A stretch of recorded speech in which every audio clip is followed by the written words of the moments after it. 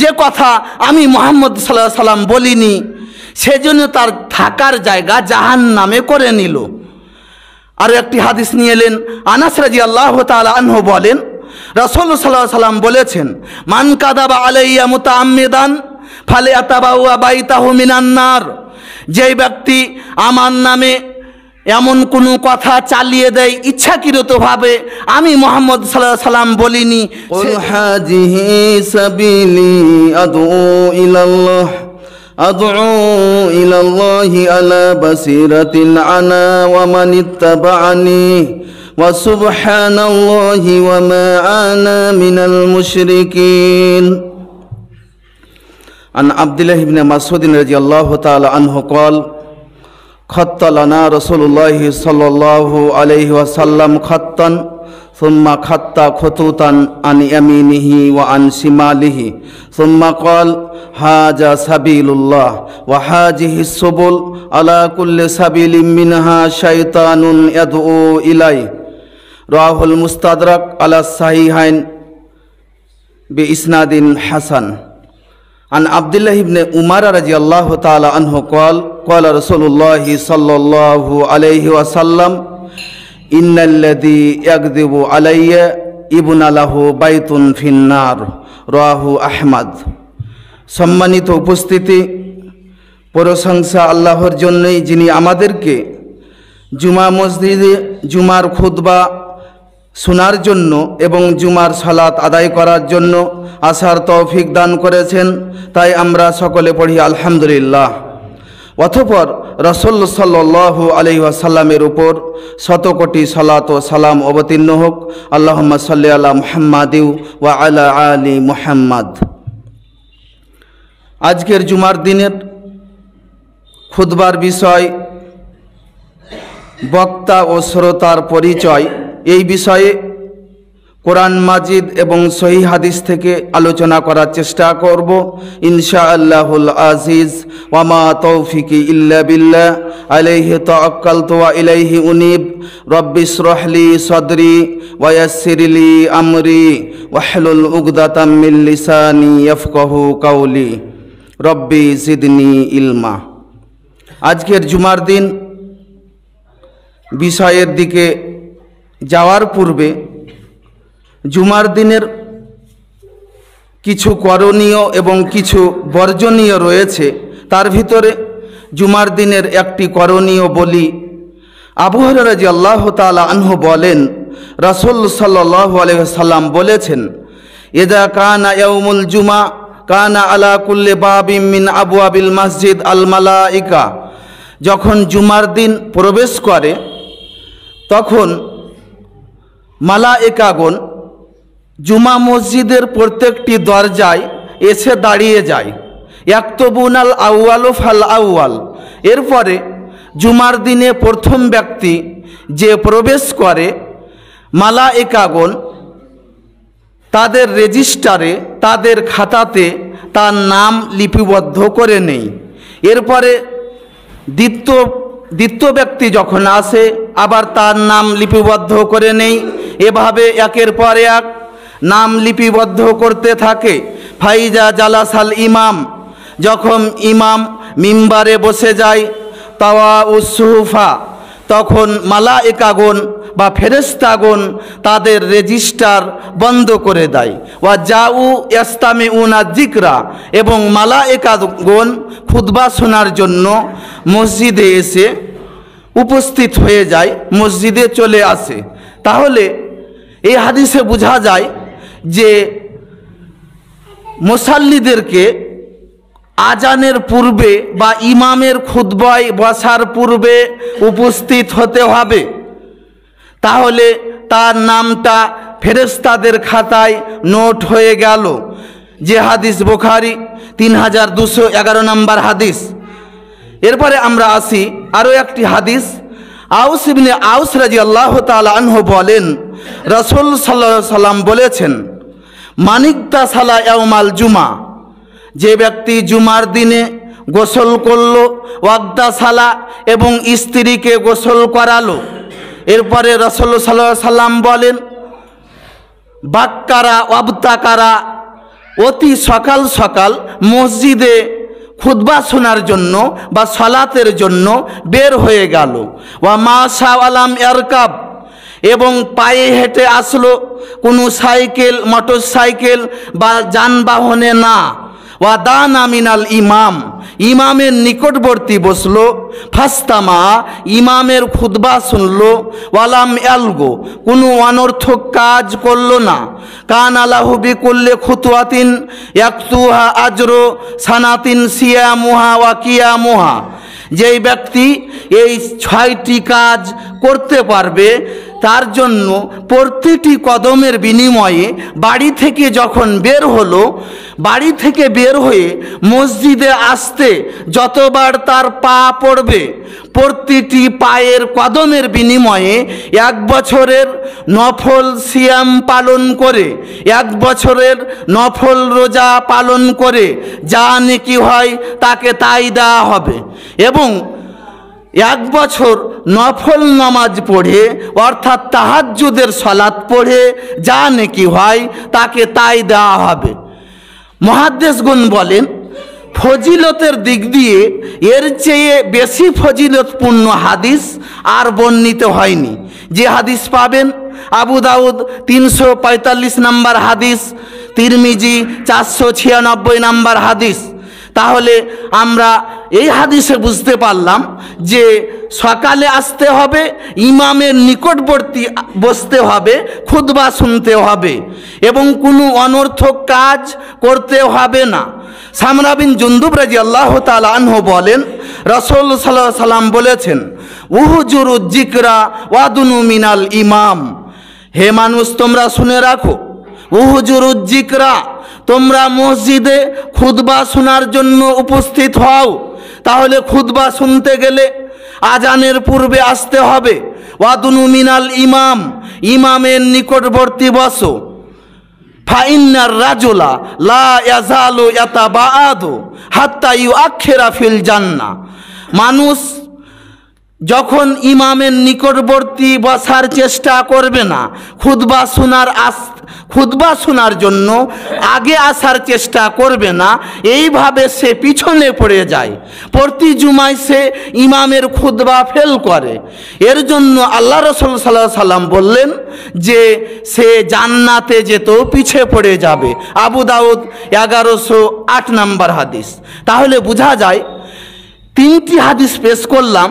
এই হাদিস দ্বারা আপনাকে বলতে চাই যে সব সময় ইমামের খুতবা শুরু হওয়ার পূর্বে মসজিদে আসতে হবে। এরপরে একটি বর্জনীয়, আমরা একটি করণীয় জানলাম, এরপরে একটি বর্জনীয়, যে এক শ্রেণীর মানুষ রয়েছে যারা মসজিদে জুমার সালাত আদায় করতে আসে বটে, কিন্তু সে পিছনে আসে, যখন ইমামের খুতবা শেষের দিকে তখন উপস্থিত হয় এবং কি করে, সে আবার ভিতরে আসার চেষ্টা করে, মানুষের কাঠ ডিঙিয়ে ডিঙিয়ে ভিতরে আসার বা প্রথম দিকে আসার চেষ্টা করে। এর ফলাফল অতীব ভয়াবহ।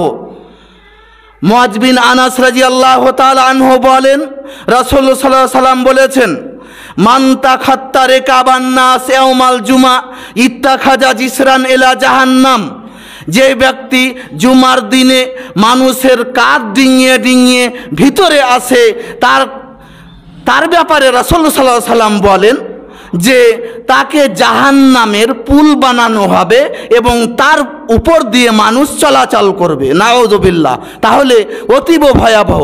তাহলে পিছনে এসে আপনি ভিতরে আসার চেষ্টা করবেন, এই হাদিস দ্বারা প্রমাণিত হয় না। যেখানে জায়গা পাওয়া যাবে সেখানে বসতে হবে, মানুষের কাঠ ডিঙিয়ে ভিতরে আসা যাবে না। আমরা যেন আমল করার চেষ্টা করি। আল্লাহুম্মা আমিন।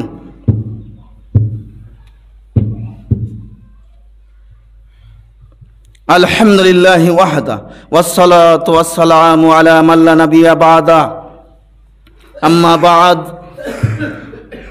আমরা পরবর্তী খুতবায় বক্তা ও শ্রোতার পরিচয় এই বিষয়ে কিছু আলোচনা করব ইনশাআল্লাহ। আমরা সূরা ইউসুফ থেকে একটি আয়াত পাঠ করেছি, 108 নম্বর আয়াত।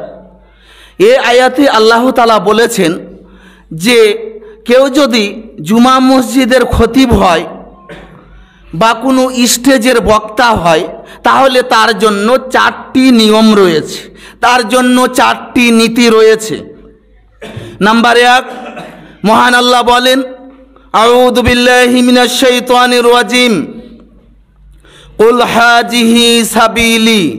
হে মুহাম্মদ সাল্লাল্লাহু আলাইহি সাল্লাম, আপনি মানুষদেরকে বলে দেন, হাজিহি সাবিলি, এটি হচ্ছে আমার রাস্তা।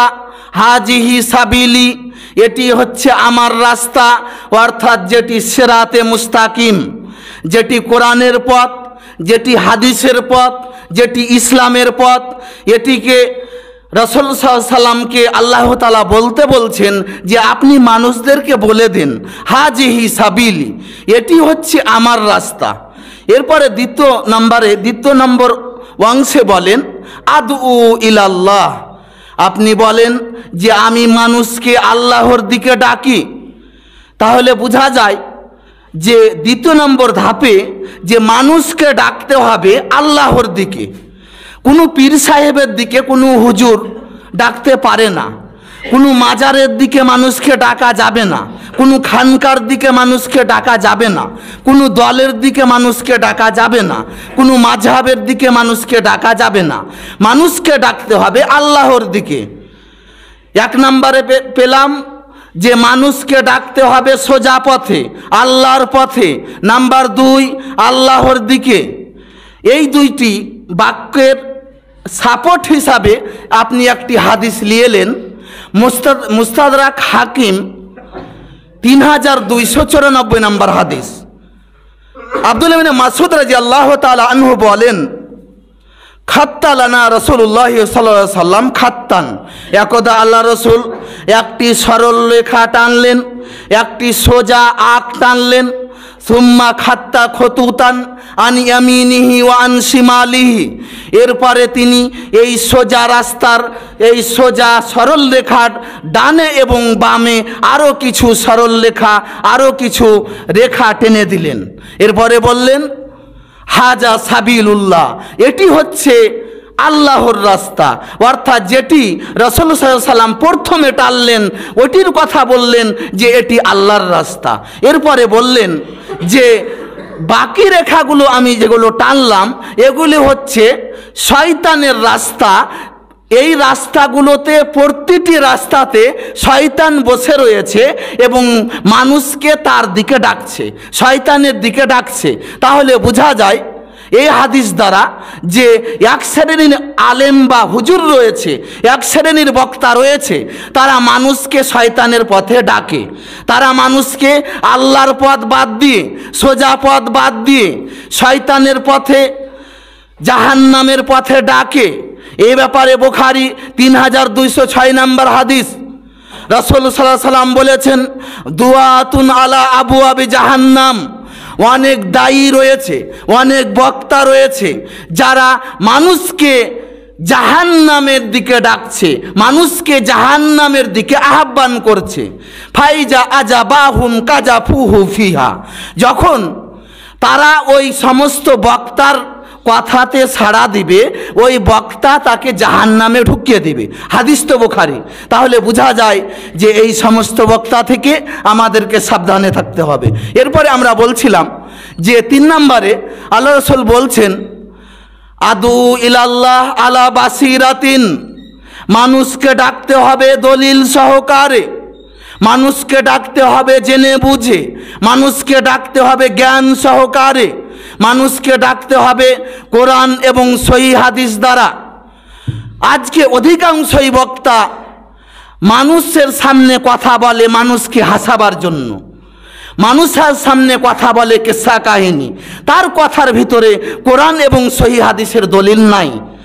একটা আয়াতের তাফসির করতে গিয়ে একটা হাদিস নাই, সে ওই আয়াতকে নিয়ে আধা ঘন্টা 1 ঘন্টা সময় পার করে দেয়, অথচ একটি হাদিসও পেশ করে না।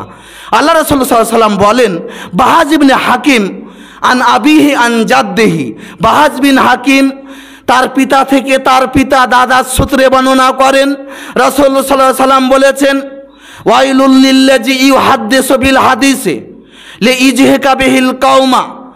অনেক বক্তা রয়েছে, অনেক কথক রয়েছে, তাদের জন্য ধ্বংস। আল্লাহ রাসূল বলছেন অনেক বক্তা রয়েছে, তাদের জন্য ধ্বংস। লিইজহিকা বিহিল কওমা, তারা মানুষের সামনে কথা বলে মানুষকে হাসাবার জন্য, ফায়াকজিবু, মিথ্যা কথা বলে, কোরআন হাদিসের কথা বলে না। ওয়াইলুল্লাহু ওয়াইলুল্লাহু, আল্লাহ রাসূল দুবার বললেন তার জন্য ধ্বংস, তার জন্য ধ্বংস, তার জন্য ধ্বংস। তাহলে বোঝা যায় যে মানুষকে ডাকতে হবে কোরআন হাদিস দ্বারা, দলিল সহকারে। কেউ যদি দলিল ছাড়া কোরআন হাদিসের দলিলবিহীন কথা বলে এবং মিথ্যা কথা বলে, এর থাকার জায়গা অতীব ভয়াবহ। আব্দুল্লাহ ইবনে মাসউদ রাদিয়াল্লাহু তাআলা আনহু বলেন, রাসূল সাল্লাল্লাহু আলাইহি সাল্লাম বলেছেন, মান কাযাবা আলাইয়া মুতাআম্মিদান ফালইয়াতাবাওয়া মাকাদাহু মিনান নার। তিরমিজি 2257 নম্বর হাদিস। রাসূল সাল্লাল্লাহু আলাইহি সাল্লাম বলেন, কেউ যদি এমন কথা বলে ইচ্ছাকৃতভাবে যে কথা আমি মুহাম্মদ সাল্লাল্লাহু আলাইহি সাল্লাম বলিনি, সেজন্য তার থাকার জায়গা জাহান্নামে করে নিল।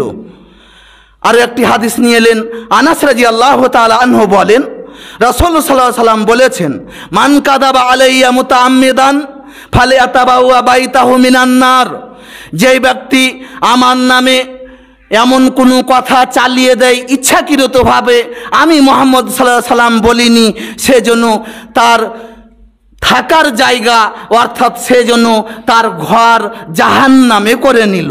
যে হাদিস তিরমিজি 2661 নম্বর হাদিস। আরও একটি হাদিস নিয়ে নেন, আব্দুল্লাহ ইবনে উমর রাদিয়াল্লাহু তাআলা আনহু বলেন, রাসূল সাল্লাল্লাহু আলাইহি সাল্লাম বলেছেন, ইন্নাল্লাযী ইয়াকযিবু আলাইয়া ইবনা লাহু বাইতুন ফিন্নার। যেই ব্যক্তি ইন্নাল্লাযী ইয়াকযিবু আলাইয়া, নিশ্চয় যেই ব্যক্তি আমার নামে মিথ্যা কথা বলে, ইবনা লাহু বাইতুন ফিন্নার, তার জন্য জাহান্নামে একটি ঘর নির্মাণ করা হবে। আশ্চর্য হাদিস। আমরা জানি যে মানুষের জন্য জান্নাতে ঘর নির্মাণ করা হয়। দেখবেন উসমান রাদিয়াল্লাহু তাআলা আনহু বলেন, রাসূল সাল্লাল্লাহু আলাইহি সাল্লাম বলেছেন, মাম বানা মাসজিদান লিল্লাহ বানাল্লাহু লাহু বাইতান ফিল জান্নাহ। মুসলিম 1076 নম্বর হাদিস। রাসূলুল্লাহ সাল্লাল্লাহু আলাইহি ওয়াসাল্লাম বলেন, যে ব্যক্তি আমাকে সন্তুষ্ট করার জন্য একটি ঘর নির্মাণ করবে, একটি মসজিদ নির্মাণ করবে, আমি তার জন্য জান্নাতে একটি ঘর নির্মাণ করব। তাহলে জান্নাতে ঘর হচ্ছে মসজিদের বিনিময়ে। আরও একটি হাদিস নেন, উম্মে হাবিবা রাদিয়াল্লাহু তাআলা আনহা বলেন, রাসূলুল্লাহ সাল্লাল্লাহু আলাইহি ওয়াসাল্লাম বলেছেন, মান সাল্লা ইসনাতাই আশারাতা রাকাতান ফি ইয়াউমিন ওয়া লাইলাতিন। যে ব্যক্তি দিনে রাত্রে 24 ঘন্টায় নিয়মিত ফরজ নামাজের সাথে সাথে 12 রাকাত সুন্নাত সালাত আদায় করবে, বুনিয়া লাহু বিহিন্না বাইতুন ফিল জান্নাহ, তার জন্য জান্নাতে একটি ঘর নির্মাণ করা হবে। হাদিস সহিহ মুসলিম 1579 নম্বর হাদিস। এই হাদিসের ব্যাখ্যা হিসাবে আপনি নিয়ে নিতে পারেন তিরমিজি 415 নম্বর হাদিস। আল্লাহ রাসূল বলছেন যে 12 রাকাত সুন্নাতগুলো কি কি? জোহরের পূর্বে 4 রাকাত, 2 করে সালাম ফিরতে হবে। সহিহ মত। ফরজ ছাড়া বাকি যত নফল সালাত রয়েছে, যত সুন্নাত সালাত রয়েছে, সব 2 করে সালাম ফিরতে হবে। 4 রাকাত একটা না পড়বেন এরপরে সালাম ফিরবেন, এরকম কোনো সহি দলিল বা মজবুত দলিল পাওয়া যাচ্ছে না। জুমার পূর্বে দেখা যায় অনেকে এসে একটা না 4 রাকাত সুন্নাত পড়ে, জি না, 2 রাকাত করে সালাম ফিরেন। তো আল্লাহ রাসূল বলছেন, যেই ব্যক্তি দিনে রাত্রে 24 ঘন্টায় জোহরের পূর্বে 4 রাকাত পড়বে, জোহরের পরে 2 রাকাত, মাগরিবের পরে 2 রাকাত, এশারের পরে 2 রাকাত, ফজরের পূর্বে 2 রাকাত, বুনিয়া লাহু বিহিন্না বাইতুন ফিল জান্নাহ, তার জন্য জান্নাতে একটি ঘর নির্মাণ করা হবে। প্রতিবারও সমান জান্নাতে একটি ঘর নির্মাণ। আপনি এক সপ্তাহে যদি 7 দিনই 12 রাকাত করে সুন্নাত পড়েন, তাহলে 60টি ঘর আপনার জন্য জান্নাতে নির্মাণ হলো। আমরা বলছিলাম যে আল্লাহ রসুল বলেছেন মানুষের জন্য জান্নাতে ঘর নির্মাণ করা হয়, আবার এখানে বলছেন জাহান্নামও ঘর নির্মাণ করা হয়। এই হাদিস আপনারা শুনেননি, আশ্চর্য হাদিস। তাহলে এটা কার জন্য? যে বক্তা রসুল সাল্লাল্লাহু আলাইহি সাল্লামের নামে মিথ্যা কথা বলে, কিসসা কাহিনী বলে, তার জন্য জাহান্নামে ঘর নির্মাণ করা হবে। আমরা যেন এই থেকে সাবধান হতে পারি, আল্লাহুম্মা আমিন। এরপরে আসেন হাদিস। আলী রাদিয়াল্লাহু তাআলা আনহু বলেন, রাসূলুল্লাহ সাল্লাল্লাহু আলাইহি সাল্লাম বলেছেন, লা তাকজিবু আলাইয়া, তোমরা আমার উপর মিথ্যা আরোপ করো না। ফাইন্নাহু ইয়াকজিবু আলাইয়া ফালিয়ালিজিন নারা, যেই ব্যক্তি আমার নামে মিথ্যা কথা বলে তার ঠিকানা হবে জাহান্নাম। সহিহ বুখারী 106 নম্বর হাদিস। আরও একটি হাদিস, আব্দুল্লাহ আমর রাদিয়াল্লাহু তাআলা আনহু বলেন, রাসূলুল্লাহ সাল্লাল্লাহু আলাইহি সাল্লাম বলেছেন, বাল্লিগু আন্নি ওয়ালাউ আয়া, তোমাদের যদি একটি বাক্য জানা থাকে আন্নি আমার পক্ষ থেকে, তাহলে মানুষের পক্ষ থেকে বলা যাবে না। আল্লাহ রসুল বলছেন যে তোমাদের যদি আমার পক্ষ থেকে একটি বাক্য জানা থাকে তাহলে অন্যর নিকট পৌঁছে দাও। আপনার জানা আছে 5 ওয়াক্তের নামাজ না পড়লে মুসলমান থাকা যায় না, তার জানাজা নাই, তার কাফন দাফন নাই, তা গরু ছাগল যেভাবে পুঁতে দেয় বেনামাজিকে ওইভাবে পুঁতে দিতে হবে। এই কথা আপনার বাড়িতে পৌঁছাতে হবে, এই কথা আপনার সমাজে পৌঁছাতে হবে। আল্লাহ রসুল বলছেন যে আমার পক্ষ থেকে একটি বাক্য জানা থাকলে অন্যের নিকট পৌঁছে দাও। এরপরে বলেন, ওয়া হাদিসু আন বানি ইসরাইল ওয়ালা হারাজ, বানি ইসরাইলের কাহিনী বলো, কোনো দোষ নাই, কোনো অসুবিধা নাই। নাম্বার 3, ওয়ামান কাদাবা আলাইয়া মুতাআম্মিদান ফালিয়াতাবাওয়া মাকাদাহু মিনান নার, তবে তোমরা শুনে রাখো যে ব্যক্তি আমার দিকে ধাবিত করে কথা বলে, যে কথা আমি মুহাম্মদ সাল্লাল্লাহু আলাইহি সাল্লাম বলিনি, তার থাকার জায়গা জাহান্নাম। তাহলে শেষ বাক্যটি প্রথম 2 বাক্যের সাথে কোনো মিল হলো না, আমরা মিল দেখতে পাই না। আল্লাহ রসুল যদি এভাবে বলতেন যে আমার পক্ষ থেকে একটি বাক্য জানা থাকলে অন্য নিকট পৌঁছে দাও এবং বানি ইসরাইলের কাহিনী বলো, তাহলে তোমাদের জান্নাত হবে, এ কথা বললেন না। শেষ বাক্য প্রথম 2 বাক্যের বিরোধী হয়ে গেল। তাহলে বোঝা যায় যে বানি ইসরাইলের কাহিনীতে সত্য মিথ্যা রয়েছে। কেউ যদি বানি ইসরাইলের কাহিনী বলতে গিয়ে সহিহ হাদিস দ্বারা প্রমাণিত না হয়, জাল কথা হয়, তাহলে এই জাল কথা বলার জন্য এই বক্তার জন্য জাহান্নাম। একটি বানি ইসরাইলের সত্য কাহিনী বলি। আবু হুরায়রা রাদিয়াল্লাহু তাআলা আনহু বলেন, রাসূলুল্লাহ সাল্লাল্লাহু আলাইহি সাল্লাম বলেছেন, একদা এক ব্যক্তি আর এক ব্যক্তি থেকে একটি জমি ক্রয় করলো। এরপরে সে জমিতে গিয়ে দেখে একটি সোনার পাতিল পেল। এরপরে সে সোনার পাতিল নিয়ে এসে বিক্রেতার কাছে গিয়ে বলছে, আমি তোমার জমি ক্রয় করেছি, আমি তোমার সোনার পাতিল ক্রয় করিনি, তোমার সোনার পাতিল তুমি নিয়ে নাও। সে বলল যে তোমার কাছে আমি জমি বিক্রি করেছি, এর মানে জমিতে যা আছে সবই তোমার, আমি নিব না। এভাবে 2 জনের মধ্যে একটা তর্ক বিতর্ক হলো। এরপরে 2 জন একজন বিচারকের কাছে গেল। বিচারক বলল যে তোমার কি ছেলে আছে, আর একজনকে বলল তোমার কি মেয়ে আছে, তারা উভয় বলল আছে। এরপরে বিচারক বলল যে এই সোনার পাতিলটা তোমাদের 2 জন বিবাহের 2 জনের বিবাহতে খরচ করে দাও। এটা বুখারী মুসলিম, এটা হচ্ছে সত্য কাহিনী। এবার মিথ্যা কাহিনী দেখবেন। একদা মুসা আলাইহিস সালাম আল্লাহকে বললেন, আল্লাহ আমার সাথে জান্নাতে কে থাকবে? তখন তিনি বললেন, আল্লাহ বললেন তোমার সাথে কসাই থাকবে। এবার মুসা আলাইহিস সালাম কসাইকে গিয়ে বললেন যে তোমার সাথে আমি মেহমান হতে চাই। তাকে বাড়ি নিয়ে যাওয়া হলো। এরপর বাড়ি নিয়ে গিয়ে তাকে বাইরে বস্ত্র দিল। এরপরে সেই কসাই বাড়ির ভিতরে একজন মহিলাকে সুন্দর করে গোসল করিয়ে কাপড় পরিধান করিয়ে তাকে শুইয়ে দিল। এরপর মুসা আলাইহিস সালাম বললেন যে তুমি যে কাজটা করলে বাড়ির ভিতরে, এ মহিলাটা কে ছিল? তখন তিনি বললেন আমার মা। তখন মুসা আলাইহিস সালাম বললেন যে এই জন্য তো আল্লাহ বলেছে যে তোমার সাথে জান্নাতে থাকবে একজন কসাই। সরাসরি মিথ্যা কথা। কোনো সহিহ হাদিসে বর্ণিত হয়নি। আরও একটি হাদিস, একটি ঘটনা নেন। একজন বক্তা বলছে যে একদা হুসাইন রাদিয়াল্লাহু তাআলা আনহু এবং মুহাম্মদ সাল্লাল্লাহু আলাইহি সাল্লামের মধ্যে তর্ক হচ্ছে।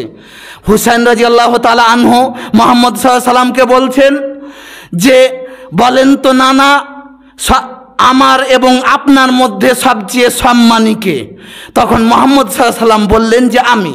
তখন হুসাইন রাদিয়াল্লাহু তাআলা আনহু বললেন, না, এটা কখনো হতে পারে না, আপনার চেয়ে আমি সম্মানিত। কারণ হিসাবে অনেকগুলি বললেন। হুসাইন রাদিয়াল্লাহু তাআলা আনহু বললেন যে বলেন তো আপনার পিতাকে? তখন রাসূল সাল্লাল্লাহু আলাইহি ওয়াসাল্লাম বললেন আব্দুল্লাহ। এবার হুসাইন রাদিয়াল্লাহু তাআলা আনহু বললেন যে আমার পিতা আলী, আর আপনার পিতা কাফের, জাহান্নামী, আমার পিতা আপনার জামাই। এভাবে একের পর এক দুইজনের মধ্যে তর্ক হচ্ছিল। এরপরে এই ঘটনা একজন বক্তা কিভাবে বর্ণনা করে? সহিহ মুসলিম 374 নম্বর হাদিস। আবু হুরায়রা রাদিয়াল্লাহু তাআলা আনহু বলেন যে রাসূল সাল্লাল্লাহু আলাইহি ওয়াসাল্লাম বলছেন, আতি বাবাল জান্নাতে ইয়াউমাল কিয়ামা, আমি বিচারের মাঠে সর্বপ্রথম জান্নাতের নিকট যাব। ফাস্তাফতিউ, আমি জান্নাতের দরজাতে গিয়ে নাড়া দিব। এরপরে বলবো যে গেট খুলো, জান্নাতের দরজা খুলো। ফায়াকুলুল খাজেন, জান্নাতের দ্বাররক্ষী বলবে, জান্নাতের গেটম্যান বলবে যে আপনি কে? তখন মুহাম্মদ সাল্লাল্লাহু আলাইহি ওয়াসাল্লাম বলবেন ফাআকুলু মুহাম্মদ, আমি মুহাম্মদ। এরপরে ওই ফেরেশতা ওই দ্বাররক্ষী দরজা খুলে দেবে। এরপরে বলবে যে এই গেটে আপনার জন্য আমাকে নির্ধারণ করা হয়েছে, আপনার পূর্বে কারোর জন্য আমি এখন পর্যন্ত জান্নাতের দরজার গেট খুলিনি। তাহলে এই হাদিসের মাধ্যমে বোঝা যায় রাসূল সাল্লাল্লাহু আলাইহি ওয়াসাল্লামের সম্মান সবচেয়ে ঊর্ধ্বে।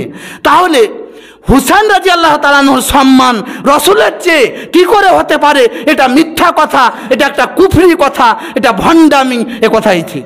তাহলে আমরা বলছিলাম যে আমরাকে এগুলো থেকে বিরত থাকতে হবে। এরপরে আমরা বলছিলাম যে চতুর্থ নম্বরে আল্লাহ রসুল বলছেন, আল্লাহ রসুল চতুর্থ নম্বরে মহান আল্লাহ বলেন, আলা বাসিরাতিন আনা ওয়া মানিত্তাবানি, অর্থাৎ মানুষকে ডাকেন জাগ্রত জ্ঞান সহকারে, আপনি এবং আপনার অনুসারী যারা যারা মুহাম্মদ সাল্লাল্লাহু আলাইহি সাল্লামের অনুসারী, যারা মুহাম্মদ সাল্লাল্লাহু আলাইহি সাল্লামের প্রকৃত আপনার আলেম, প্রকৃত উত্তরাধিকারী, তারা অবশ্যই কোরআন হাদিস দিয়ে মানুষকে ডাকবে। এরপরে আল্লাহ রসুল বললেন, এরপরে রাসূল সাল্লাল্লাহু আলাইহি ওয়াসাল্লাম বললেন ওয়া সুবহানাল্লাহ ওয়া মা আনা মিনাল মুশরিকিন, অর্থাৎ আপনি বলেন আমি পবিত্র, আমি মুশরিকদের অন্তর্ভুক্ত না। তাহলে বোঝা যায় যে মানুষকে ডাকতে হবে তাওহীদের দিকে, শিরকের দিকে না। এই আয়াতে বক্তার জন্য 4টি নীতি বলেছেন। নাম্বার 1, সোজা পথে ডাকতে হবে। নাম্বার 2, আল্লাহর দিকে ডাকতে হবে। নাম্বার 3, দলিল সহকারে ডাকতে হবে। নাম্বার 4, শিরকের দিকে ডাকা যাবে না, তাওহীদের দিকে ডাকতে হবে। এরপরে আমরা আসি যে বক্তার পরিচয় 5 নম্বর। আমরা 4টি বললাম, 4টি লাগবে, এই আয়াত দ্বারা বোঝা যায়। 5 নম্বর, যে বক্তাকে বেদাত মুক্ত হতে হবে। আপনি যে বক্তাকে জালসাতে দাওয়াত দিবেন, ওই বক্তা যদি বেদাতি হয়, ওই বক্তাকে যদি আপনি জালসাতে আনেন, তাহলে আপনি পাপ করলেন, আপনি গুনাহ করলেন। এ ব্যাপারে বুখারী রাহমাহুল্লাহ কিতাবুল ইতিসাম 96 নম্বর অধ্যায়ের 6 নম্বর পর্বটি এভাবে এনেছেন, বাবু ইসমি মান আওয়া মুহদিসান, যে ব্যক্তি কোনো বেদাতিকে আশ্রয় দিবে তার একটি গুনাহ বা তার পাপ। তাহলে বোঝা যায় যে বেদাতিকে আশ্রয় দিলে, কোনো গ্রামের লোক যদি বেদাতি বক্তাকে স্টেজে আনে, তাহলে তাদের গুনাহ হবে।